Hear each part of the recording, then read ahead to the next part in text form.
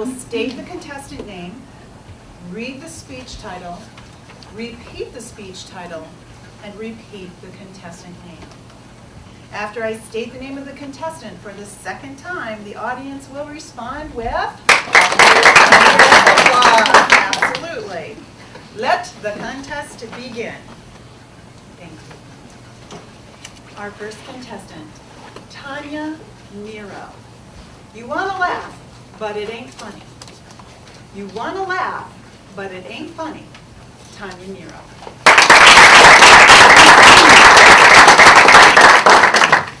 You want to laugh, but it ain't funny. Well, we all chose our own particular professions for our own personal reasons. Well, I chose to be a teacher or educator because I wanted to impact the lives of my students. And in regards, they ended up impacting my lives, and they provided me with many you want to laugh, but it ain't funny opportunities. As a matter of fact, one of my fondest and earliest memories was of one of my students. See, I was a pre-K teacher for pre-K 4-year-olds, and he says, "Teacher, teacher," because he couldn't remember my name.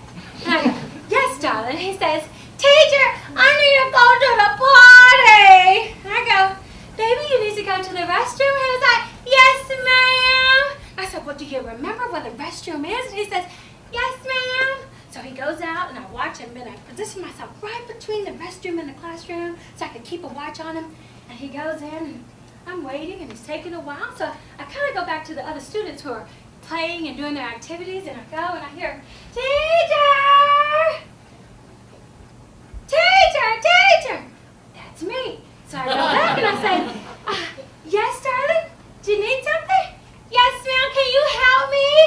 I said, "Baby, well, what you need me to do?" He says, "Can you wipe me?"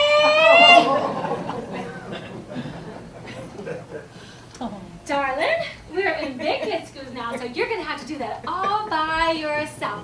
I'm going to need you to do the best that you can, and when you finish, make sure you wash your hands with soap and water and dry them and come on back to class. Well, some time passes, and he finally comes back in after I've gotten back in class, and I'm reading the story, and he comes in, and I look at him, and he looked at me, and I go. Another moment that is equally as important as the first one was the first day of school. So imagine it's the first day of school. And we're standing outside of our classroom waiting and eager to greet our students. And the student comes in and you hear, "Mommy, I don't want to go. Mommy, please don't make me stay. Mommy, I'm going with you. Baby, this is going to be great. It's your first day of school. You're going to have an amazing time." They come to my room. "Mommy, please don't make me stay. Good morning, darling. I am so glad that you're here. You're going to have an amazing day at school today. Mommy, please don't make me stay." So I said, "Guess what? You get to take all of that stuff out of your backpack and put it together at your desk. Go ahead and take care of that for me." So as the baby's doing that, I look at the mom and say, "Okay, while they're leaving, while he's doing that, you can go ahead and leave." Well, the crying stops. But as soon as they're done unpacking the crayons and scissors and stuff, he looks up and goes, "Where's my mommy? I want my mommy!" Well, he must have been so loud that the other teachers pushed the button and said, the help button, so the administrator comes. And so I was like, "It's going to be okay." So he's still crying, and I'm still teaching, and so he goes up under the desk, and he's kicking and screaming, but he's not hurting anybody, right? So he's kicking and screaming, and he's like, "It's going to be okay, honey. It's going to be okay." So I'm telling my story, and I look up, it's quiet. He then fell asleep. A few seconds later, the administrator appears in the door and says, "Miss Nero, did you need me?" I said, "No, I don't need you." He was like, "Well, the other teacher said that you had a screamer down here. You needed me." I was like, "What screamer?" He's like, "Well, where is he?" I said, "Underneath the desk." He said, "Miss Nero." I said, he said, "We'll talk later." I was like, "Yes, sir." Surely, we all think that our students and our kids listen to us. That's exactly what I thought. However, that was until I decided that I wanted to teach my pre-K 4-year-olds how to play t-ball. So we sit down and we go over all the rules. Make sure you stay away from the bat. make sure that you stay away.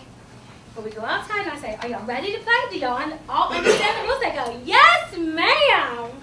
So we get all the bat and the ball and the mats and we head outside. So I said, okay, so we put out first base. Then we got second base. Then we got third base. And then I said, okay, we gotta have home. So we're all lined up and they're like, what do we do now, teacher? I said, we get to go to bat. So the first kid steps up and he takes the bat and he hits it. Woo! He hits. So I go, first base. He makes it to first base. Second kid. He steps up, swings the bat, and he misses. It's okay, darling. We're going to try that one more time. So he gets up and he says, okay. He takes the bat. Woo! So he hits. So now I've got a kid on first base, kid on second base. Another kid that's back here ready to bat. And he goes, and I hear,